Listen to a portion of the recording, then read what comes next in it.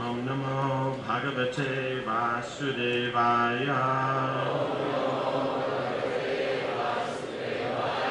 Om Namo Bhagavate Vasudevaya. Om Namo Bhagavate Vasudevaya.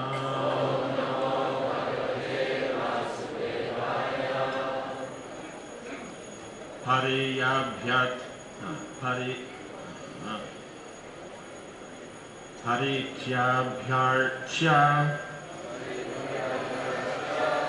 Jishnyagryam Parshada Abhivandhyacha Yesha Tad Adishtatum Viprad Rupam Hiranmayam Parityabhyarcha Jishnyagryam Harshadav Abhivandhyacha Yeshatad Adishtatum Vibradurupam Hiranmayam Pariyabhyarcha Jishnyagryam Harshadav Abhivandhyacha Yeshatadavishtatum Vibradurupam Hiranmayam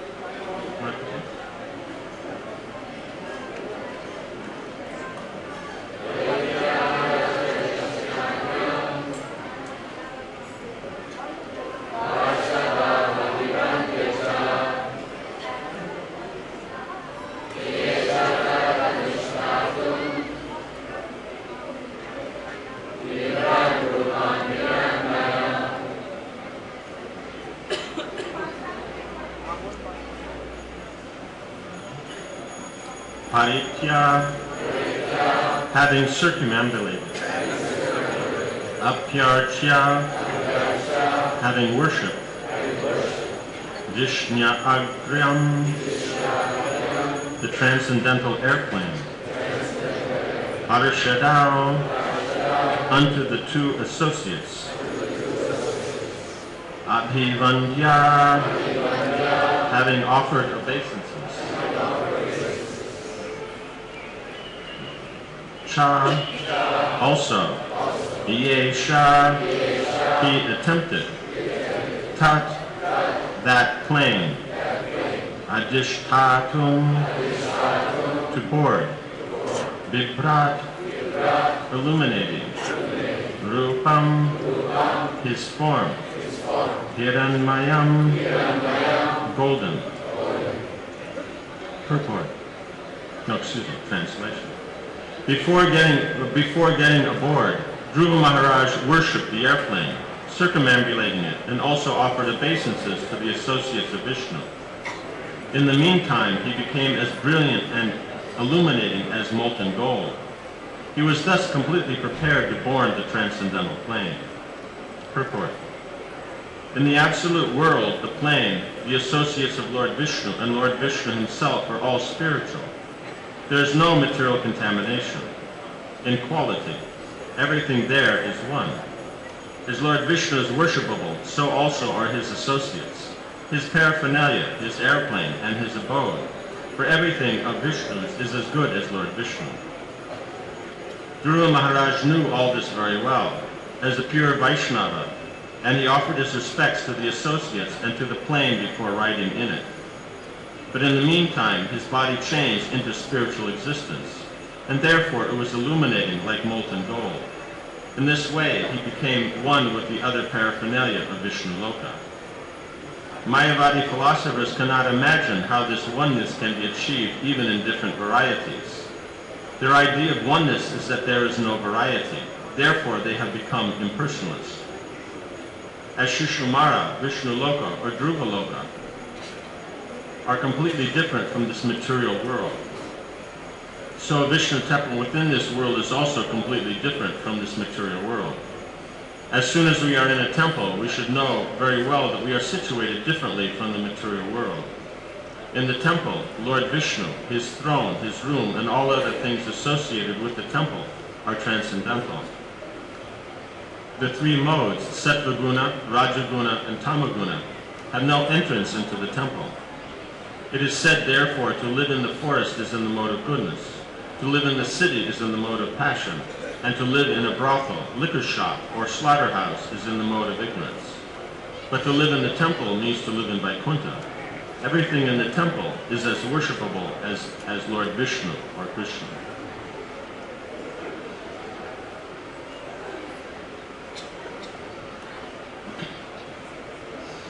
We see this important, this culture, the philosophy being connected together with the culture, very important. Unfortunately, much of the time we don't see the two are connected. We think that the philosophy is one thing, and it's theoretical, of course. And then the culture itself is something archaic, and it doesn't apply to the modern situation. In this way, then, fine points of the philosophy, the culture, and definitely their connection will elude us. Because anything we don't have faith in, we will not gain. The Lord cannot be understood by mundane intelligence, no matter how intelligent we are. Lord Brahma, the most intelligent, was unable to understand Krishna until Krishna revealed himself. So the point being is that everything being Krishna, there is no separate existence. There's only an illusion that that existence, separate existence, exists. Actually, it doesn't. The soul is perfect. It's always perfect, always has been, always will be. But the soul, being a person, has the choice to act within that perfect platform or not. So acting in that, then we'll call this the perfected souls. And if not, we will call them the souls their perfection is covered by illusion. But the soul is never other than perfect. So that means everything is perfect. The lack of being able to see its connection with the Lord, that's where the imperfection comes in.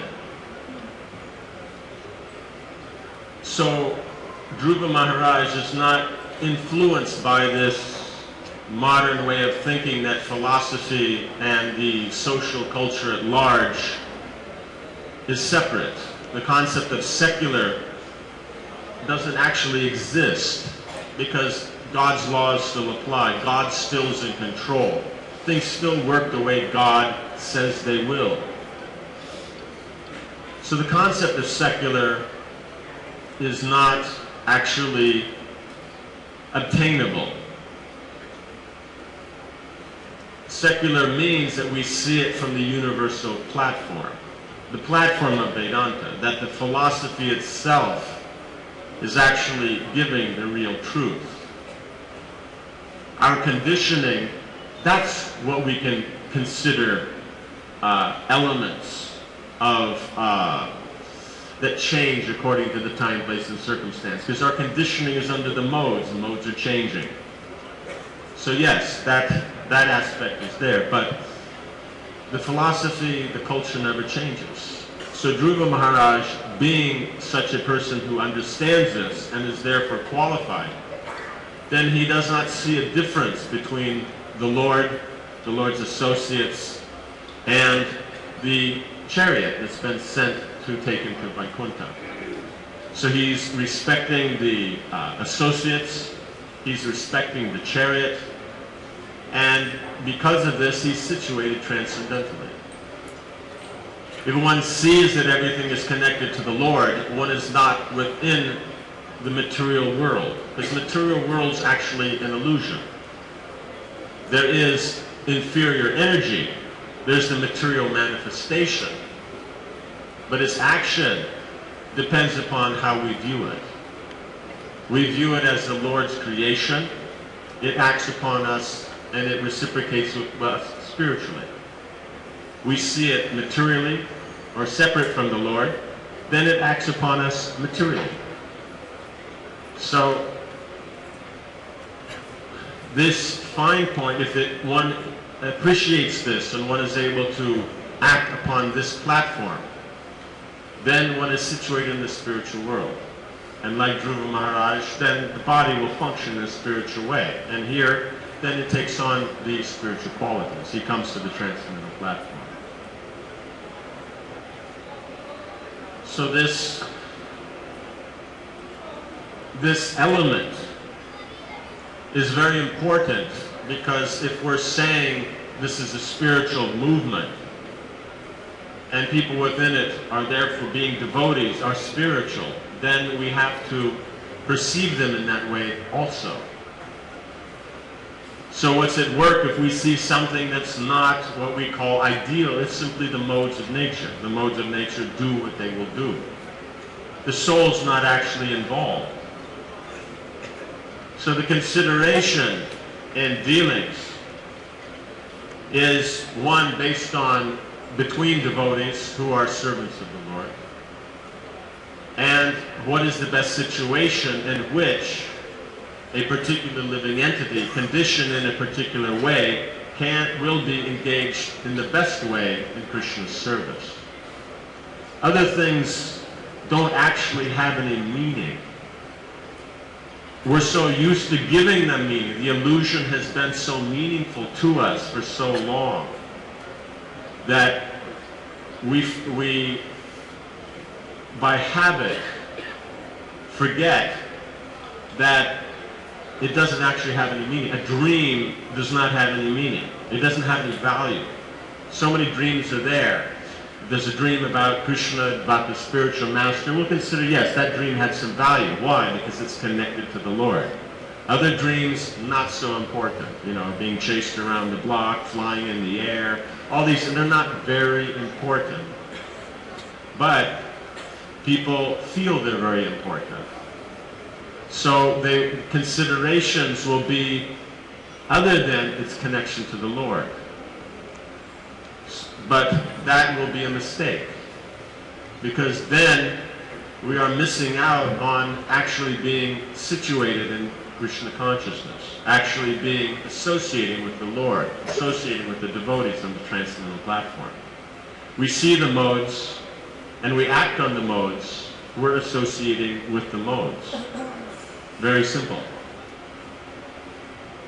But if we are seeing with spiritual vision, then we're unaffected by these modes.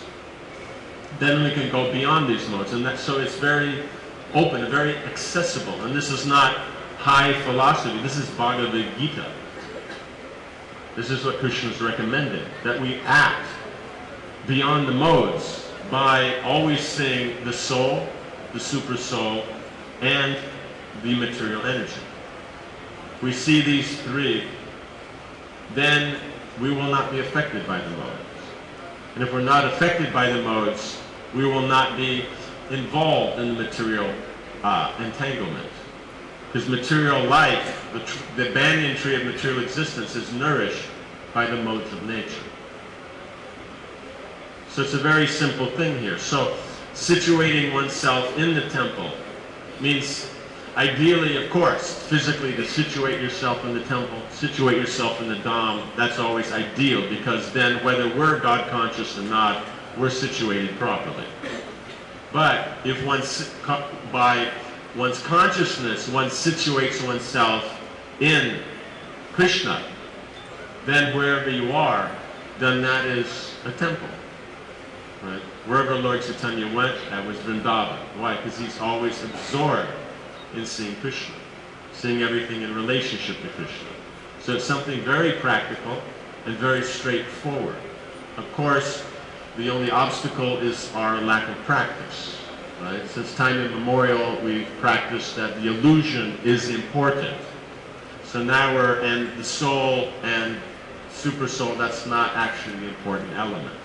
Now we're learning too that the soul, super soul is important.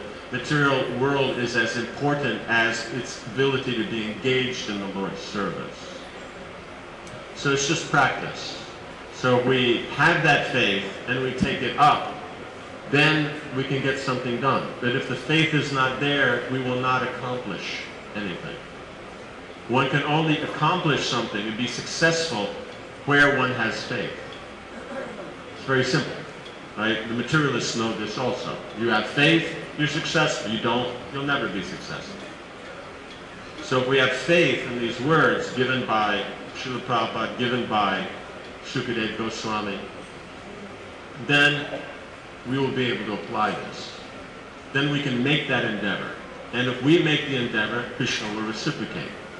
We don't have the faith, we don't make the endeavor, it won't happen. And the faith also, Krishna gives. So we desire that faith, Krishna will give it. He's giving everyone else their faith, their material faith. Why won't he give spiritual faith? So this element is very fine, because the element of transcendence, means of not being in the material sphere, appears very similar to what the impersonalists discuss. But the difference is the personal aspect. The Mayavadis, they can't believe there's variety in transcendence. That's where their faith falls short. They can't understand this, because to them all variety has been a problem. One has tried to enjoy, one's tried to be happy, and it hasn't worked. So the idea that variety could give happiness, and there can be transcendental variety, it just doesn't come into their perspective. Getting out of the material world, following proper performance of duties, performed without attachment, this is the common ground. Because devotional service is performed beyond the material conditioning. Beyond the material conditioning, one is liberated from that conditioning. So that point is common. So we have to be very careful that these fine points aren't rejected by ourselves in thinking that, oh, this is impersonal. It's not impersonal. What's impersonal is thinking that transcendence doesn't have variety. And that transcendence, there's ever a situation where it doesn't exist. Because even the material energy is Brahman. It's inferior Brahman, right? Unconscious Brahman, but Brahman nonetheless. So material means our illusion that something is not connected to the Lord. That's the actual definition. So actually the soul is always transcendental, but due to his consciousness, he involves himself in the material sphere. So if we can appreciate the greatness of the Lord, the specialness of the Lord, and that means the specialness of everyone connected, because if he is everything, that means everything is within the Lord, that means all living entities and all manifestations are connected to the Lord, so everything is special. We see that connection to the Lord, we're able to deal nicely.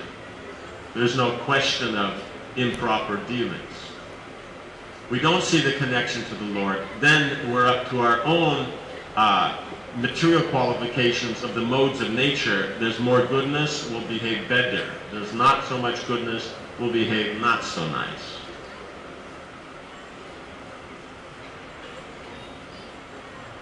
Any questions? Comments? Yes.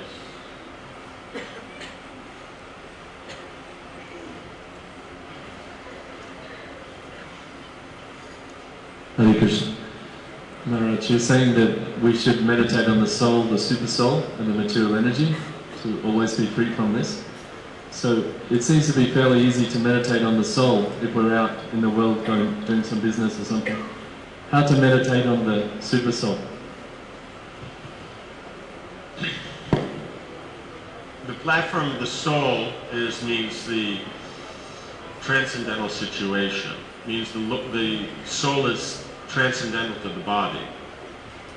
But the workings of the material world is functioning by the modes. That's how it works. But it's a reflection of the spiritual energy. The spiritual energy then is comprised mechanically of Samvit, Sandini, Hladini. Those reflect into the material world. That's your goodness, passion, and ignorance. So the point is you see the connection with the Lord, then you're working based on Sandini, Samvit, Hladini. You don't see the connection, you're based on goodness, passion, and ignorance. Right? So that's the importance of seeing the difference. Now, being a reflection as far as form goes and obtainment of results, the material energy, the external energy will do that through the modes of nature. The internal potency will do that through Samvit, Sandini, Hladini. Right? So, but as a reflection, it works the same way. It's the same function. So what's important is our not seeing ourselves as connected with the modes. It's not that the modes themselves are inherently bad. No, the modes are just how the material world works. Our being under the influence of the modes, that's the problem. But the things are going to function by the modes of nature. Something's being created because of the mode of passion. Something's being destroyed because of the mode of ignorance. Something's being maintained by the mode of goodness. So you want to create a new project, build a Roth cart. The modes of nature means material energy uses the mode of passion to create it. If we think I'm the doer, we're under that mode. If we think I'm the servant, then we're not under that mode. So we're working under the Samvit potency. You understand? Because it's reflection. You know, do you think you're the face in the mirror, or you know you're the face and that's a reflection? This is what we're being asked to do. Right? When you look in the mirror, you'll say, oh, that's me. No, you look in the mirror, you say, that's my reflection. Me is on this side. You understand? So being able to see that then means you can situate yourself and understand how things work. Right? So that, does that make sense? So now, then what's happening in there is that the Lord and His qualities, or if we back up a moment, then the Lord's good qualities are the Brahman. The Brahman is the effulgence of Krishna's qualities. So that means, Brahman means the Lord's qualities. So then the difficulty comes that the quality is generic. Right? Connected with the person, we see the meaning. It has some value in the relationship with the Lord. But it's a generic, powerful. It's a generic quality. Right? But Krishna being everything, that's not a problem. So if we see something connected to the Lord, then we're seeing Krishna's power. We don't see it in connection to the Lord. We're not seeing the power coming from Krishna. We see the power on its own and give it its own value. This is the illusion, right? So the Brahman platform means you understand is Krishna's quality and the material energy, the spiritual energy that is taking the forms and the activities in which that equality can be appreciated. Right? So Krishna's great. So therefore there's the manifestation or his opulence or some variety of way that we would appreciate God's great. You understand? So that manifestation, that's the internal potency. Right? Now that reflects into the material world. So then instead of the forms and the activities being governed by the internal potency, it's being managed by the external potency. And if you see yourself as servant, right? On the spiritual platform you'd see God is there, the internal potency is serving God, we assist the internal potency, right? Then it's in its natural state. If you see the material energy as a reflection, as Krishna's potency that is serving Krishna, then we become servant in the same process. So then that external potency will act as internal. But if we think we're the Lord, then we're working under the modes. You understand? So that's the Brahman understanding. In that way, no matter where one is situated, nor whatever one's doing, one can be transcendently situated. Right? Does that make sense? That's why it's a mistake. It means when devotees will say, well, the form's not important, but if they throw out the form, that's actually Mayavad philosophy. So when devotees say, oh, all this doesn't matter, we just do whatever we want, that's actually the mode of ignorance. Krishna says doing an activity whimsically is the mode of ignorance, if it's not based on Shastra. And so, and thinking that, well, it doesn't have a spiritual content, therefore it's not necessary, that means that's also ignorance. But that's the ignorance of the Mayavadis. One is the ignorance of the karmi, one's the ignorance of the impersonalist, the jnani. So they're both mundane. Spiritual means is that it's connected to the Lord. So the activity, the actual, why I'm doing the activity is because I'm looking for that quality of the Lord. If I'm in knowledge, I'm looking for the quality in connection to the Lord. If I'm in illusion, I look for that quality separate from the Lord. Right? So someone's looking for power.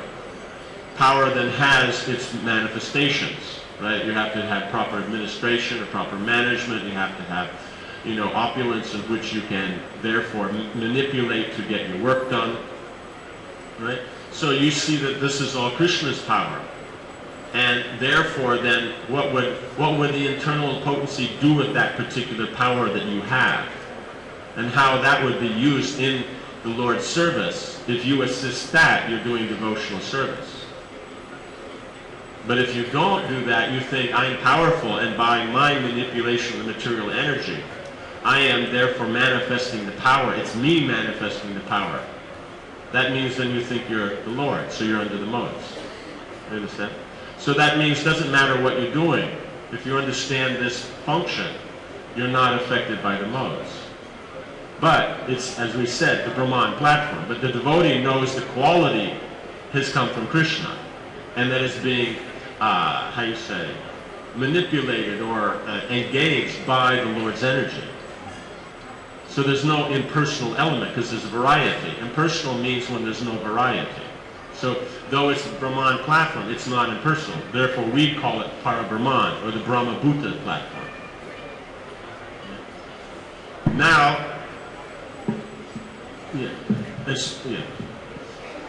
the Paramatma element means you're seeing that, and you're seeing that workings. That's the Brahman platform. But your involvement in it, and actually being involved in the activity, that's where Paramatma comes in, because he sanctions or not the activity. So you understand he's in control of it. You are qualified, you perform the activity in the proper way. In other words, the activity as it's been given by Lakshmi. Then it works nicely. You want to do it in your own way, it won't work so nicely. So you do it according to the original aspect of the reflection. It's called pious. You pervert that, it's called impious. You understand? But now, Krishna being everything, has entered everything, is in control of everything, that's the Brahman and Paramatma levels. Right? Bhagavan means what's beyond that. He as a person. Right? So in other words, Brahman is the supreme, the omnipotent, omniscient. This kind of quality, that's the Brahman platform. The supreme controller, that is the Paramatma platform. The supreme personality, or the supreme enjoyer, that's the Bhagavan platform. You understand? So all these will function at the same time. But for Krishna, the only thing that's really important is the interaction with the devotees. The other elements aren't really, that's easy. He's God, he just thinks it happens. So it's not something special, but the interaction with the devotees, that's what's special. So we see here Dhruva Maharaj appreciating that, therefore is even respecting the plane and the devotees that are coming for that particular activity. So if one respects all this, one can get somewhere. One doesn't respect, one won't get anywhere. So the more one can respect, at least minimum, the devotees, and then ideally then even all living entities, then one will be able to appreciate God consciousness everywhere. Does that make sense? So one should be able to make this distinction between Brahman, Paramatma, and Bhagavan. Bhagavan's what we're trying to get to, because that's actually the place where Krishna, that gives him the most pleasure. But if one is making that endeavor and separating oneself from the material energy, understanding that one's not the body, one's Brahman, but you're doing that to please Krishna, then it's part of the devotional process. If you're simply doing it because the material world is not very nice, you want to get out of it, but you're not really worried if you get out in connection with Krishna or not, then that's not very impressive to Krishna. Then you're on your own. You have the qualification, then you'll make some advancement. You don't have the qualification, you won't get anywhere. Does that make sense? Yes. Yes. The mic? Where's the mic?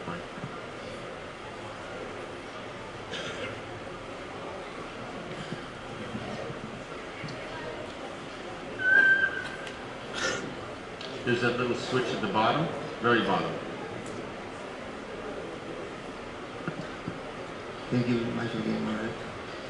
In the purport, Srila Prabhupada mentioned how Dhruva Maharaj entering the spiritual world, he was seeing, actually entering into oneness, and he advised how this oneness is different from the oneness seen by the Mayavadi.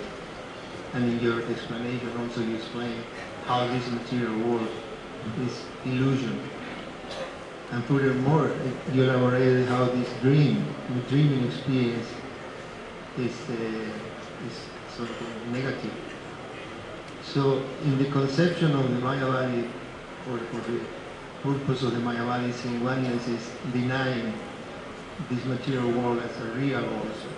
So sometimes this is a finer point. I beg you to elaborate on this principle of which is a dream, eventually could become a dream within a dream and almost infinite dreams, because in this material world, Srila Prabhupada explains in one purport of conversation that the dreams of this material world are a combination of the imaginary things that the mind collects during the day, and then may not be exactly logical, let's say, but is a byproduct of a reality. And the philosophy of Vaishnavism established that the material world is real. So could you please elaborate in between this principle of how to see this dream experience? Okay. So how to define the difference between when we say the material world is unreal and the Mayavadis say the material world is unreal. The difference is we will say that the manifestation exists, but seeing it not connected to the Lord, that's what's not real. That's the illusion. The Mayavadis would just say it's not there. It's our imagination that it's there. So they will say that the matter that we're able to perceive with the senses actually isn't there. That's a dream. We'll say, no, that's real. The dream is that what you think about that, how you perceive that. Right? So this microphone exists. It's just how you perceive it. You see it in connection with the Lord, then it deals on the transcendental platform. So then in that way it's real. But if you don't see it in connection with the Lord, though the microphone itself is real, your use of it is unreal. Because it's a dream. Because something not being connected to the Lord is an illusion. There's no such thing. It's only our perception that we will think something is connected or not. So this is perhaps when Srila Prabhupada establishes also that, for the states actually, that a dream in a spiritual relationship is spiritual. A spiritual relationship is spiritual. If somebody dreams with a spiritual master, the deity, or the these are the relationship with the devotees, with the Lord, means any paraphernalia connected with the Lord is real. Now, if it is made from the spiritual, the transcendental element of that will remain. What may be caused by the material manifestation, that may change. Right? Means, in other words, the situation will change, but those concepts don't change because they're a reflection of the original. Right? In the mirror, you have a nose. That's because there's a real nose. So the idea that there's families and children and villages and houses and land and cows and money and eating lunch and throwing out the garbage, all that remains because it's there from the spiritual platform. What changes is our situation in it. It means here we're situated in the spiritual world. One is situated because of one's particular attachment to Krishna. Right? Then you have a particular rasa. In the material world, we're situated due to our attachment to the material manifestation.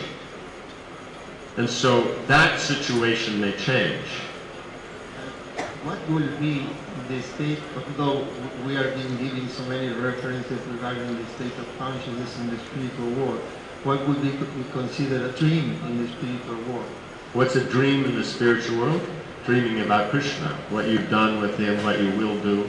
So that's the difference with the dreams in the material world? Yeah, it means, in other words, the concept of dream is real.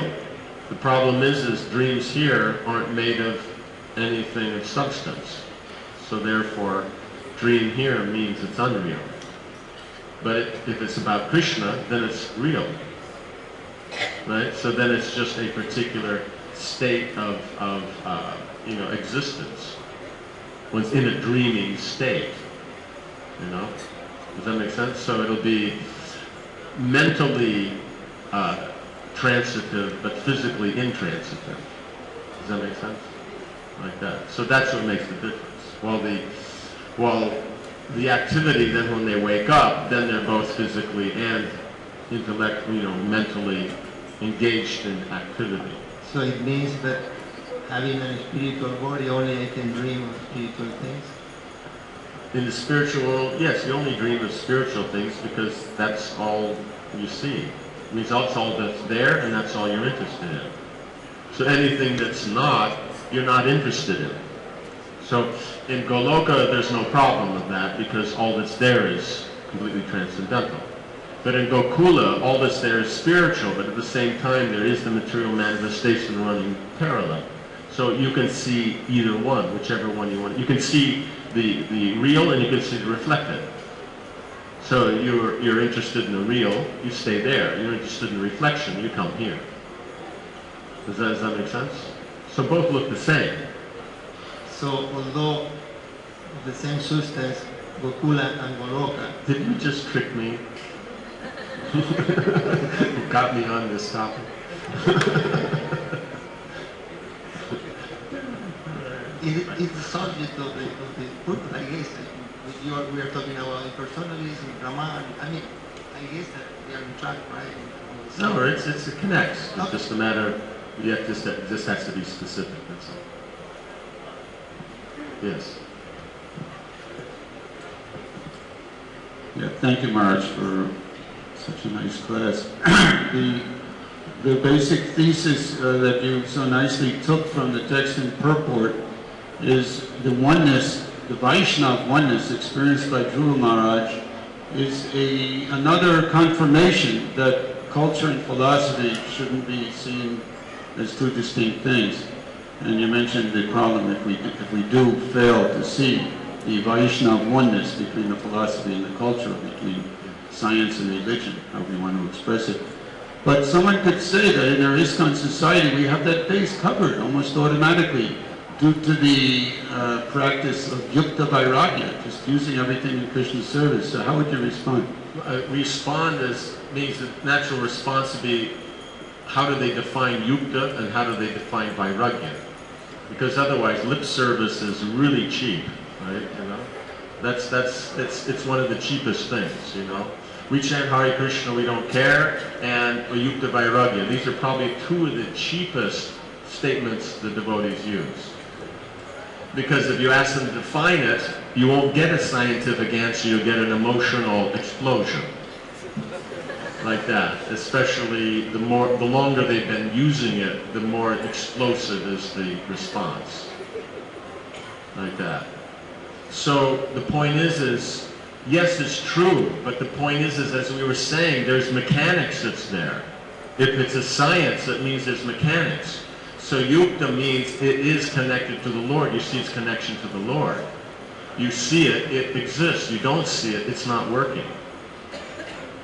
You know what I'm saying? Especially on the Brahman platform, Krishna manifests there when you see him there. If not, it's just his energies are taking care.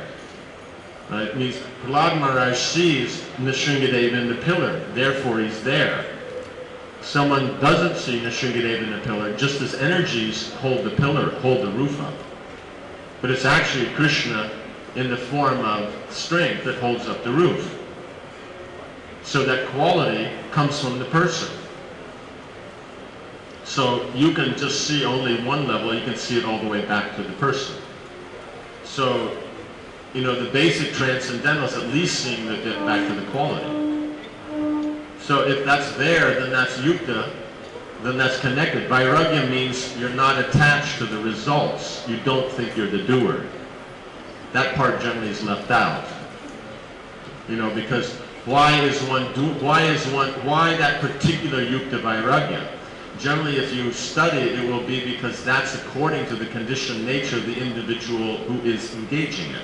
That's basically what's happening, which is not a problem if it's yukta, right? And the one's not attached to the results. So that one is attached to the results, so then it's sakam karma yoga. If one's not attached to the result, then it becomes nishkam, so that becomes quite beneficial. But still, pure devotional service means you're starting with Krishna and then engaging your nature, rather than starting with your nature and then connecting it to Krishna. So most of the time when devotees say yukta vairagya, they mean what I want to do, I connect that to Krishna, which is perfectly bona fide. But they'll say it as if it's synonymous with pure devotional service. Pure devotional service means you start with Krishna and then you engage your nature. There's a difference. You know, if I serve you food first, then I eat, or I serve myself food first and then you eat, there is a difference in culture. I serve you first, I'll be called a good host. I serve myself first, then they'll say, what's with this guy? You know? So, because for Krishna, if anything that we connect to him, then he considers that wonderful. So he overlooks the lower element. But pure unalloyed devotional service has a definition that it doesn't have any of these other elements mixed with it. So we have to be very careful that yukta vairagya, yes, means we connect. The other thing is that in yukta vairagya, we're saying we don't care for the external, and what are we doing? An external. So we're very dismissive of one external and very, strong on the point that this external is okay to use. So in any case, the view is still a very external. The actual point of yukta vairagya means you see what's the principle at work. Because any activity, any form, there's a principle behind it. As we said, Krishna's quality is the first point. Then Lakshmi manifests forms and activities that serve that quality. So that means form follows the quality. So that means if you understand the principle of the quality that that particular, how you'd say, say shastric form is using, then if that form doesn't apply in that particular situation, then you're able to use the principle that's there to apply it in some other form that we might consider more modern. Because all the forms are simply reflections of the spiritual. But if we can't see the principle on which we're trying to apply this, there's every chance we actually are not engaged in Yukta Vairagya. Right? Unless it's not, some authorities told us to do it, then there's a good chance. But if we're on our own, we're just making it up, there's a good chance we haven't, because then we're saying one form won't work, but one form will. But the point is forms only work if they're based on the principle. We don't see the principle, it still doesn't work. Does that make some sense? The very last sentence means all forms, whether it's the original or the reflection, are working on the same quality. You know what I'm saying? The formal cause or the spiritual energy in serving Krishna's quality, and the material energy, which is the reflection of that in serving that same quality, they're doing the same thing. It's a matter of which one we want to work under. We identify with the material energy, we work under her, we're an illusion.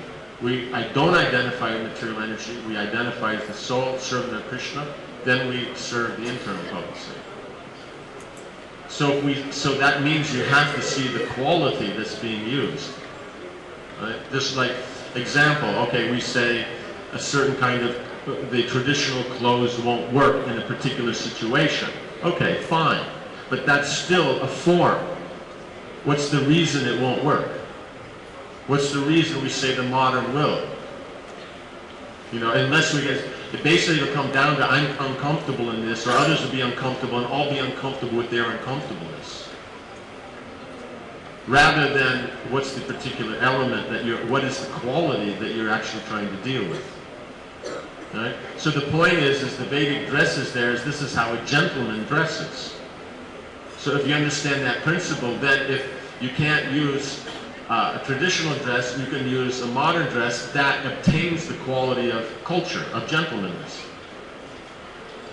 You understand? Then that's Yukta. And then why would you do that? You dress like a gentleman because that pleases Krishna, so then it's Yukta Vairagya. But if that mechanics is not there, then there's every chance that you're dressing it in modern clothes because you're more comfortable that way, and actually you would dress that way whether it had anything to do with Krishna consciousness or not. So it becomes very, very loosely connected as Yukta Vairagya. It's not a powerful position.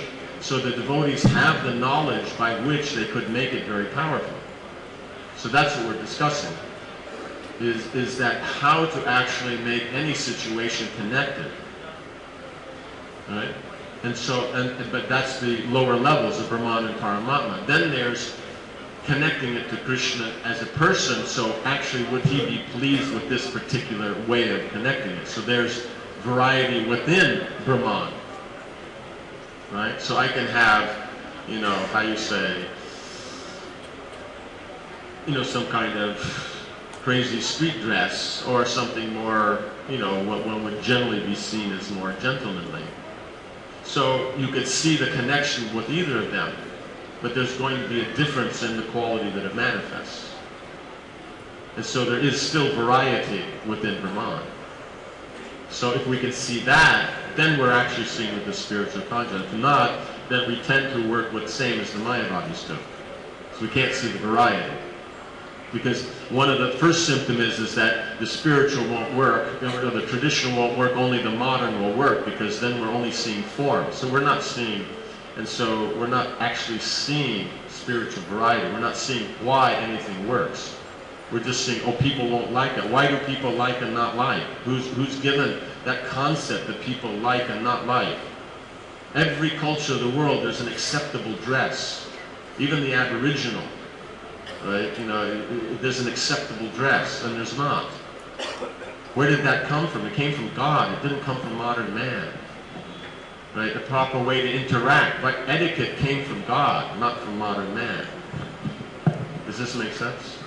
So you seem to be saying that 246 in Bhagavad Gita, that one who knows the purpose of it, one who knows the purpose behind the Vedas, all the purposes of the Vedas are fulfilled. Yes. You seem to be implying that although there is an ultimate goal, but that word purpose can also be purposes, like you mentioned dress in terms of gentlemen. That's application. Means the point is what's the situation? Means you're dressed this way or that way. That's the situation. Situation is not where you define something as good or bad. It's what you do with the situation. I have a fabulous kitchen, you know, 5-star kitchen. Okay? Now, one would say this is great, but it's only great if you're going to cook. What happens if the kids come in there, bring their cricket bat and ball, and, you know, start a game? Is that good? No. So situation doesn't define good or bad. It's what you do with the situation that defines. So that you're wearing devotional clothes or karmic clothes, that's not the problem. It's what is the mentality behind it. That's what defines it. Devotees look at situations. Why do they do that? They're conditioned to that. Why? Because that's the material consciousness. If I have this situation, I have my opportunities for sense gratification. Right? And in the consumer society, the whole focus is exclusively on situation. They don't tell you what to do with it. They just say if you have this car, you have this phone, you have this watch, then you're going to be great. No, it's what you do with them that makes you great. You know what I'm saying? So that's the problem, is we become conditioned, and due to our conditioning, we make this same mistake. So it's what you do. To do something, you have to know what the goal is. To know the goal, you have to know what's the actual quality of Krishna you're trying to obtain. And what aspect of Krishna are you actually serving? So devotees say, oh, we don't follow the rules. I mean, how do you not follow rules? Not following the rule is a rule. Oh, we don't follow the rules. That's their rule. You know what I'm saying? So you're not going to get away from rules. You're not going to get away from the inherent nature of something. It's not possible. To think you can, that's illusion. But the point is to have the intelligence to be able to see the difference that the Mayavadis can't see. Right? Remember in the verse, it's nirvishesh shunyavadi paschapti desh. It doesn't say, you know, all the gross, disgusting sense gratification that the Westerners are into. That's not the actual problem. The problem is the hardcore impersonalism and voidism. That's the problem, because they can't see variety in spiritual, only in material. So as soon as it becomes spiritual, the variety is gone. So if you want to be practical, you have to work within variety. Therefore, there's no spiritual. Very dangerous. Yeah. It's 9 o'clock. We should end this. Sri Prabhupada ki.